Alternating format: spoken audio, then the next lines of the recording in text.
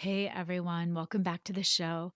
I'm your host, Olivia Wall, and today I have a story that's going to make you rethink everything about professional learning in schools. Picture this: you're a brand new teacher, fresh out of your education program, and you walk into your first classroom in September. I'm sure you've been setting up in August.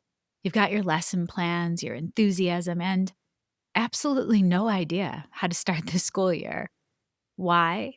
Because during your entire student teaching experience, you never once saw a first day of school, or a last day, or a parent conference, or state testing. You got the middle part, January through May, maybe, but maybe missed all of the crucial bookends that actually make or break a teacher's success. I hope that doesn't sound familiar, but it may. My fear is that we are setting up thousands of new teachers to struggle every single school year. But there is hope. Today's guest is Sandy Halpin, and she's spent 30 years figuring out what actually works when it comes to professional learning. She just retired as Teacher Center Director from New Hartford Central School District, where she discovered something revolutionary. What if we stopped treating professional learning like a one and done event and started treating it like, well, actual learning? Here's Sandy's game changing insight: professional learning should mirror good teaching. Think about it. When you teach kids, do you give them one lesson and expect mastery? Of course not. You provide practice, feedback, support, and you want evidence that they actually learned something. So, why do we think adults learn any differently? Here's what you'll learn from Sandy through this conversation. She shares her evidence required model that transforms professional learning from meaningless compliance sessions into powerful learning experiences. You'll hear why she tells new teachers to find the marigolds. And trust me, this gardening metaphor will change how you think about mentorship. Plus, Sandy reveals the research backed approach that has a massive effect size on student achievement, and why most districts are completely missing it. If you're tired of watching teachers sit through training that never makes it to their classrooms, if you're exhausted by professional learning that feels more like professional punishment, if you're ready to see adult learning that actually transforms student outcomes, then this conversation is for you. By the end of our time together, you'll have 3 concrete strategies you can implement immediately, plus one simple question that will revolutionize how you design professional learning in your district. So settle in and let's dive into this conversation with Sandy Halpin about creating professional learning that actually works. This is Schoolutions Teaching Strategies, the podcast that extends education beyond the classroom. A show that isn't just theory, but practical, try it tomorrow approaches for educators and caregivers to ensure every student finds their spark and receives the support they need to thrive. I am Olivia Wall, and I am so happy to have you as a listener today, joining my conversation with Sandy Halpin. Let me tell you a little bit about Sandy. Sandy Halpin's last day as Teacher Center Director before retirement is one day away. She has been with New Hartford Central School District for almost 30 years, serving in a variety of roles. And after a well-deserved trip to London, Sandy will begin her role as a Transition B supervisor with Utica University. Sandy, it is a high honor to be able to pick your brain and share your brilliance and wealth of knowledge around crafting district-wide professional learning experiences. So thank you so much for taking the time to have this conversation. Olivia, my friend, thank you so much for having me. I'm really very excited to join your conversation today. Thank you for having me here with you. Yeah. I still remember the first time I met you, and we were sitting across the table, and I was intimidated because your breadth of knowledge and um, your level of grace is pretty impeccable, Sandy. And so just to be with you and to know your repertoire and all the different roles that you've been in that district, it's humbling. Um, And I think your insights will be incredible today, Thank you. just around crafting professional learning that really truly meets the needs of educators in a school district. And then that has a gorgeous ripple effect to the students. So let's start talking research, Wonderful. right? Who is a researcher that you lean on when it comes to your work and your role? Yeah, so really it has evolved. There's not one person over my long career that I can say is the one researcher, but I will say currently who I am leaning on again and again for a lot of professional learning that I am providing is John Hattie. And I absolutely love his methodology for one, that he is doing this big meta analysis, that he's looking at lots and lots of research and analyzing that. And I love that his focus is on the impact that it has on student learning. Because for me, the most important thing about all professional learning is what the impact is going to be for our youth. I would say too, that idea of impact. If the professional learning that we're crafting, that we're creating, that we're part of isn't having an impact on students, then what are we doing? So Right. that I want to frame, just kick off our conversation with, what has surprised you around what teachers need most going into education today?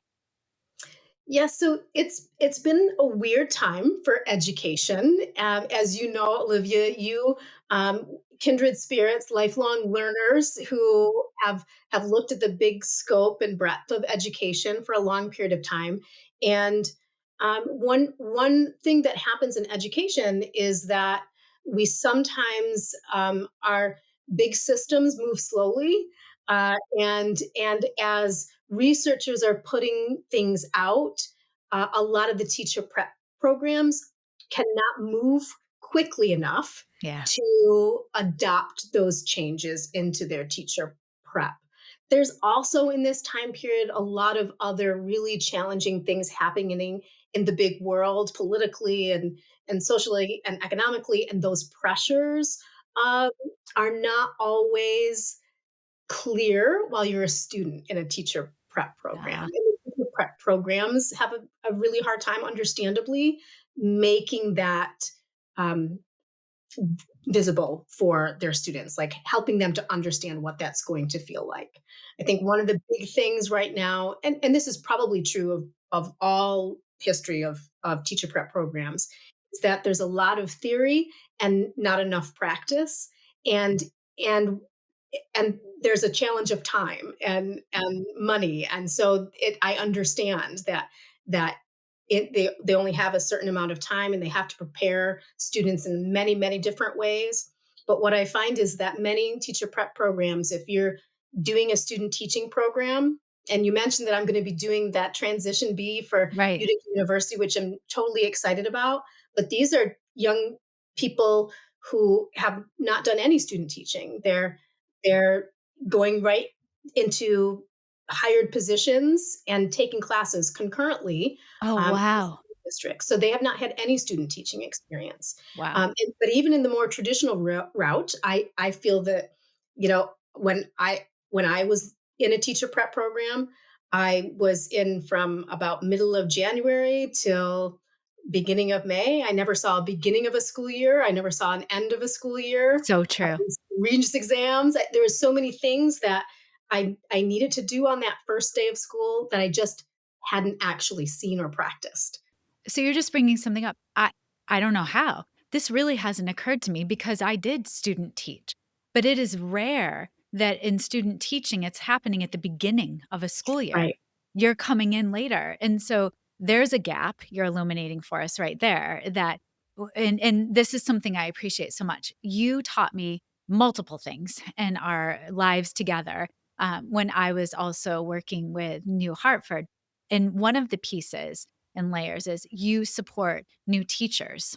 And so in that program, but then this was something that I'd love for you to take a moment and just explain the role of a teacher center with a district because an issue I see many districts having is maybe teachers sign up for professional learning experiences, but there's a gap between the expectation and understanding that any classes or sessions they're partaking in really need to have an impact on their classroom and their students. So, would you speak to that beginning teacher prep that you do to make sure that gap is closed between the January, May, September? And then also, what have you put into place as a teacher center director to ensure that it does reach the kids, that professional learning work? Right. So again, there's a lot of layers there. And first, let me do a shout out to teacher centers. This is an amazing uh, platform that New York State teachers can participate in because there is ed law that has created such a platform. Right. Because New York State 40 years ago made the commitment to the need for educators to continually have professional development that was not going to cost them money, that it was going to be free for them to participate in, and that they would have an opportunity to have timely and meaningful professional learning throughout their career. So New York State really made that commitment, and it's grant funded. uh, since the beginning, there are certainly fewer teacher centers in New York State than there were when it first began. And some of that is financial. The grant has shrunk in those 40 years. So some individual teacher centers were forced to combine into larger consortiums. And I can tell you from the bottom of my heart that my colleagues who are running those consortiums are doing phenomenal work, Yeah. but it is still challenging because they're working with many districts. I was very lucky that in New Hartford, we have our own individual teacher center that is part of the big teacher center network. Having your own individual teacher center, all the perks of having any teacher center, with the addition that we can be really responsive Yeah. to our individual needs. And it is immediate. So I was just talking to my successor today. We're in the middle of our new teacher week program right now. So I'll get to that in a minute, but I was just talking to my colleague, and we were talking about how uh, sometimes teacher centers or professional learning platforms will put a big catalog out of what's going to be provided throughout the school year, which is wonderful. And we certainly do some of that in New Hartford, but we don't create a catalog and then that's the end of it, because we can be responsive to what's happening in our district, what's happening for our individual teachers or grade levels. And so our initial catalog that is provided teachers is never closed. We keep that open throughout the school year, so we continually add. So having a teacher center, whether it's a large consortium or an individual center, really shows that that the state and the districts are committed to providing professional learning to their educators, and that it can happen in a timely and responsive way. So that is awesome. Um, how we make sure that what we are providing is going to benefit students comes in a variety of different ways. I know we'll probably talk a little bit about traditional professional learning versus how I see professional learning evolving Yeah. in the coming years. Uh, and but I will say that traditionally there have been workshop type model, and then there's some kind of survey that happens after that workshop model, and teachers will fill out that end of workshop survey, like, I think that's what most people are used to. That's yeah, typical. like, how Right. did it go? What did I Yeah. take away from it? How will I apply it? And I'm not an all or none person. I think there is a place for that still, Right. Olivia. I really do. That there are things that you need, you one stop shop. You have to learn how to use the ViewSonic board, and or Yes. you have to learn how to get into the new grade program. So you don't need many weeks to do those things. You need one or two workshops to do those things. And those things, you may not need to have a whole lot of data on how those are impacting students. But when we're talking about more theoretical type learning or Right. the things that we really do want to dig into more deeply, I think the way that we find out if it is having an impact on students can take many different forms. We can do some teacher surveys. We can certainly require our teachers to provide evidence of the impact that their learning has had on their classroom. So we meet for a period of time, then we go away from one another, and then we meet again. And you have to bring your evidence with you about the impact of that learning on your classrooms. Let's pause there because Sure. that is groundbreaking. That's not happening many places, and that's a perfect connection to what I'm hoping for, that teachers know that when they are signing up for professional learning experiences that they will be implementing because we need lots of practice as we're learning something new. And then they'll have a community to bring that new learning back with evidence of student growth or how it's going. So I think that's critical. And then the other layer is what a perfect opportunity for any other coaches at the district level to take that thread or that seed that's been planted and nurture it with colleagues as thought partners or as coaches and help support that work and implementation. So I just those two pieces just occurred to me. That's really exciting. Sure. And we've been very lucky in at the New Hartford Teacher Center and within the New Hartford School District that we have a really wonderful partnership with our instructional coaches Right. and with our technology integration specialists, our curriculum office, my policy board, uh, feels connected to what the professional learning is going to be offered. And there's a lot of opportunity for us to say, here's what we learned in this professional learning. Here's the evidence that teachers are bringing back.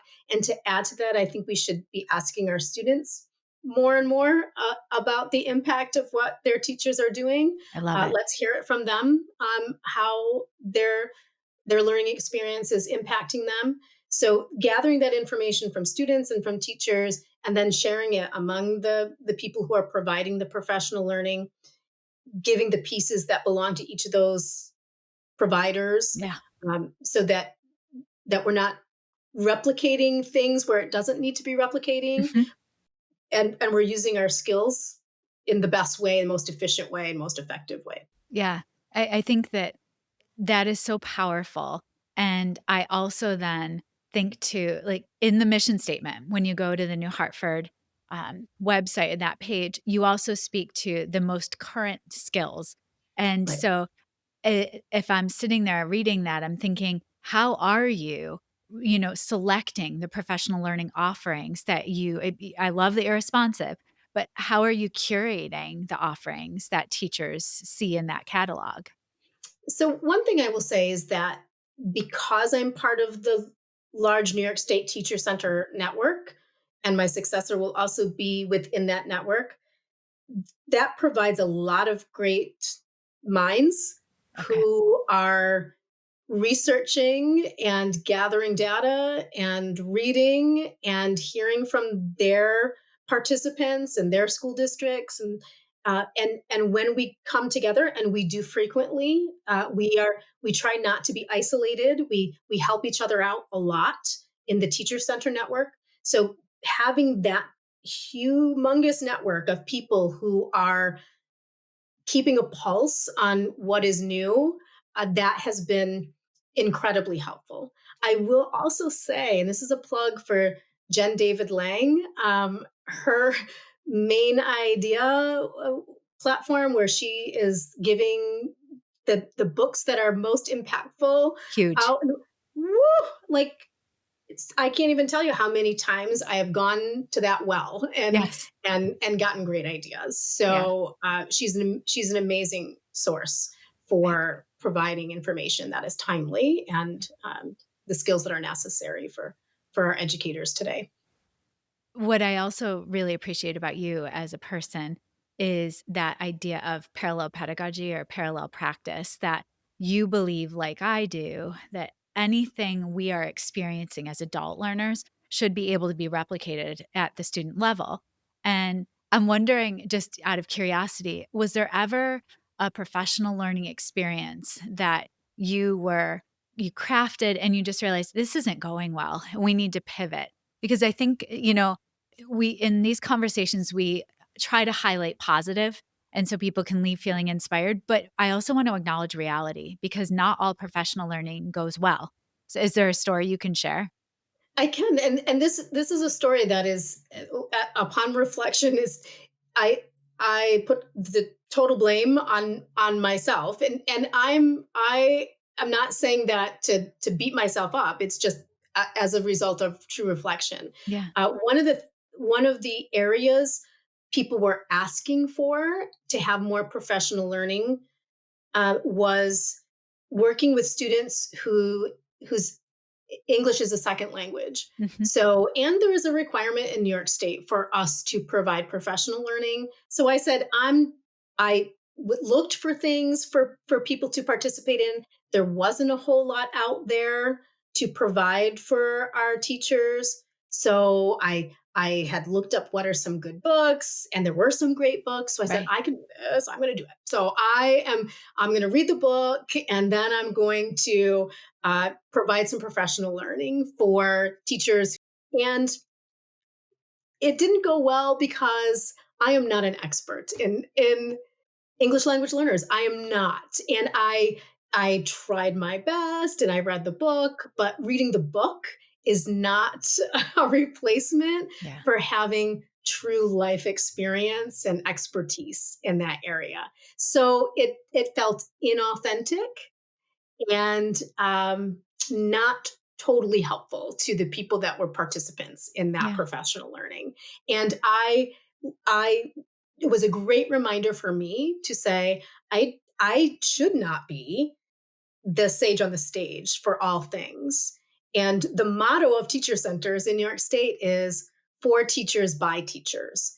And we need to elevate teacher voice to say, I am an expert in this and I'm going to be the one that is presenting that professional learning or facilitating that for professional learning. It doesn't have to be me alone Yeah. providing all the professional learning.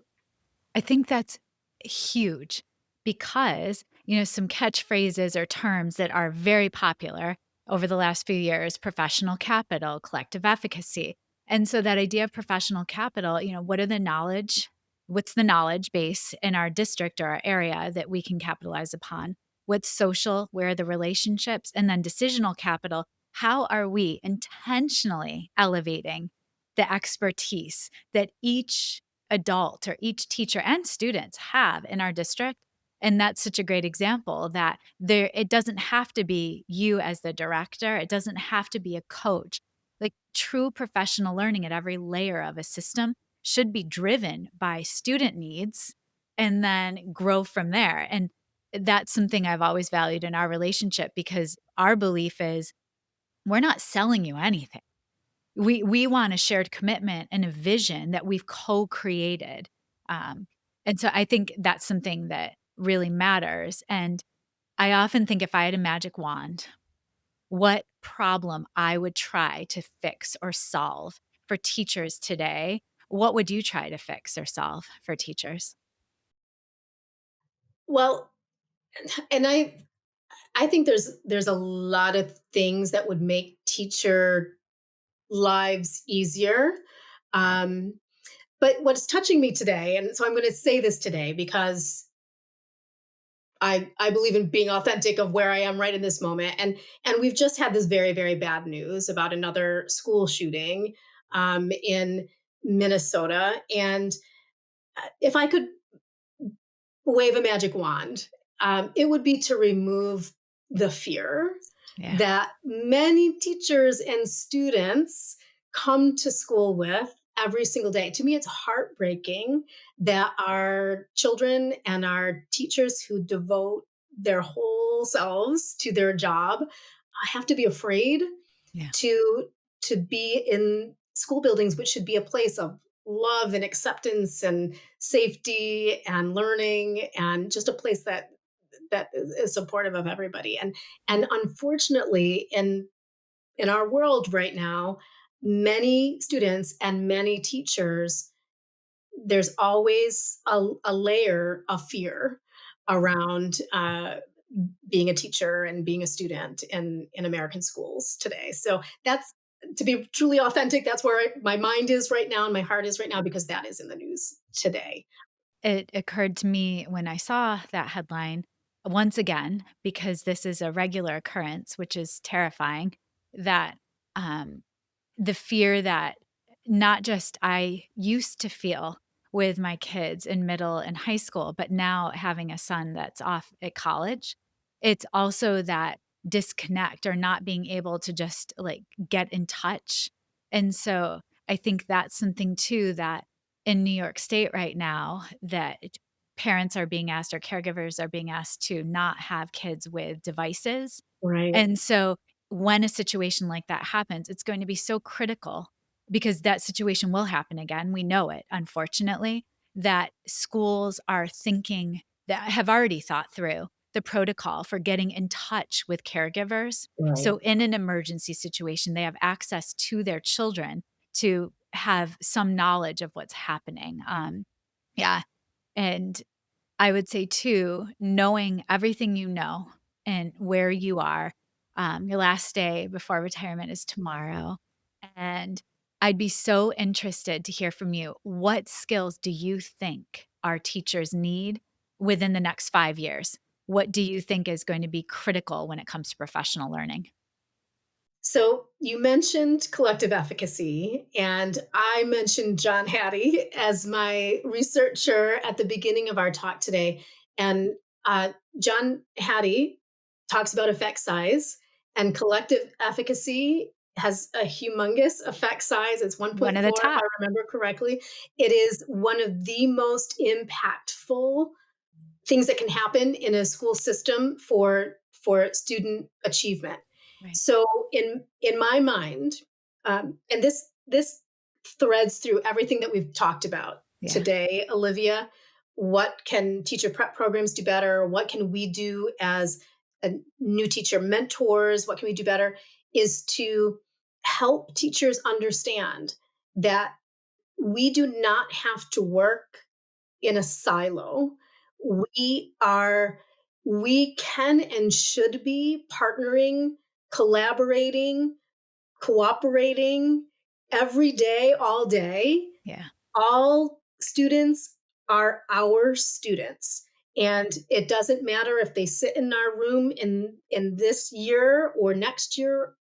Every child should be able to look at all adults in that system and be able to say, I know that person's name, and I know that person is going to look out for me and know my name as Yeah. well. So one thing that I would absolutely hope is that we can teach future teachers to not isolate themselves, to work collaboratively, cooperatively, partner with grade levels, across grade levels, across content areas, to work within their system to really show students and have that impact size of we're all in this together. And then of course there's the technology changes. I think Of course. um, Yeah. there's a lot of things we have to. We're no longer going to be the people who are providing all the information. And the sooner we can say, I don't have to provide all the information. Yeah. There's a whole lot of other platforms that are going to provide students information, AI, et cetera. My job as an educator, no matter how old my students are, is to help them understand all that information that they have access to, how to analyze it, how to weigh it, how to come to terms with it, how to then share it and communicate it. So those are the two big things that I would say. Hopefully, we're going to help future teachers to know that they're not islands, that they can and should be working with their peers all the time, and that they can let go of being the providers of all the information. Mm. We're going to be curators of information and help students understand and work with that information. I guess something that makes me think about then, because your focus on supporting beginning teachers or teachers starting this profession, I would say too, I would beg of teachers that are veteran teachers and have been in this profession for a long time to also be willing to model taking risks. And that idea of forever getting better, that Yeah. growth mindset of, it doesn't matter if I've taught 30 years, I am still showing up to learn and to sit in professional learning sessions hosted or facilitated by you, Sandy, because I want to know what the most cutting edge research is. What, in that idea of, we've always done it this way is not something, that's not a place I want to live. So I believe the more our teachers that have been in this practice for a while model that vulnerability, that taking risks, that trying, implementing new knowledge, I think that can have a big impact for newer teachers too. Absolutely. And I'll give you some evidence of that. When we do our new teacher orientation, we start with the mentors. We start providing professional learning to the mentors first, and we invite the mentors throughout the whole process. And tr- year after year, we get feedback from the mentors that say, "I needed this. It's so reaffirming. It's so energizing. It is. It's kind of like what I say. We have a wedding when we first get married, and we have a shower, and we get then we the towels get old. We need a new shower like 10, 15 years into our marriage. Just like we need to be continually energized and motivated in our teaching practice. And I love that our mentors take that away from our program. I do too. I love it. What's one piece of advice you'd give to a new teacher? Find the marigolds. Say more. So, cult of pedagogy, I follow that a lot too. And an article many years ago now was about being a marigold teacher versus being a walnut teacher. Marigolds in a garden keep pests away, nurture exactly, nurture the soil. Walnuts are kind of poisonous. And for a new teacher, I want them to be surrounded by the marigolds, the people who are going to be nutrient rich. Oh, I love it. All right. What's the biggest myth about professional learning? That it's all about how much you're going to get paid. Oh, that's a good one. Um, what is one thing that the public does not understand about teachers? The weight of all the plates spinning all at once, and the weight of the responsibility that we feel for all of their children. Sandy, you're amazing for a million and nine reasons. And it has been such a gift for me to have you as a thought partner to pop in when I arrive very early at a school district and your light is always on because you also arrive very early. And just to catch up on life, to have you become a friend and someone that I consider just a brilliant expert when it comes to this work. I could not be more excited for you and the next Thank part you. of your journey, and that you will continue always having an impact because of your passion for this. So thank you so much for taking the time to have this conversation. Thank you for inviting me, Olivia, and good luck to your child in school Thank you. and to your child who remains home as an only child at home now. I So, know. good luck to all of you and your family and your new book coming out, Olivia. Thank So, I'm you. really excited about that. Thank you so much, Sandy. Take care. Schoolutions Teaching Strategies is created, produced, and edited by me, Olivia Wall. Thank you to my older son, Benjamin, who created the music playing in the background. You can follow and listen to Schoolutions wherever you get your podcasts, or subscribe to never miss an episode and watch on YouTube. Thank you to my guest, Sandy Halpin, for sharing how she creates district-wide professional learning experiences that directly impact student outcomes. We can start with one simple question. What evidence can my teachers bring back to prove this training made a difference? Then, design everything around getting that evidence. Our students deserve professional learning that actually transforms their classrooms, not just fills compliance checklists. Now I'd love to hear from you. Send me an email at schoolutionspodcast@gmail.com. Let me know what your plan is to implement professional learning that you're a part of to have the highest impact on your students. Don't forget to tune in every Monday for the best research-backed coaching and teaching strategies you can apply right away to better the lives of the children in your care. And stay tuned for my bonus episodes every Friday, where I'll reflect and share connections to what I learned from the guests that week. See you then.